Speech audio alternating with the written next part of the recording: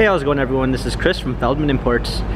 Today we're taking a look at a 2019 GLE 400 4MATIC. This one's black. Underneath the hood is a 3-liter V6 bi-turbo pushing out 329 horsepower and 354 pounds of torque.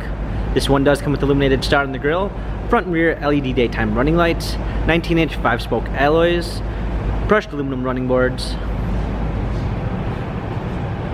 black MB Tex interior, panorama sunroof, round back, trailer hitch, GLE 400 4MATIC badging, power liftgate, set of all-season and regular floor mats, fold-down rear seats, cargo cover. This one does come with the Premium 2 package with blind spot assists, an anthracite poplar wood trim, Harman Kardon sound system, power windows, illuminated door sills, heated steering wheel.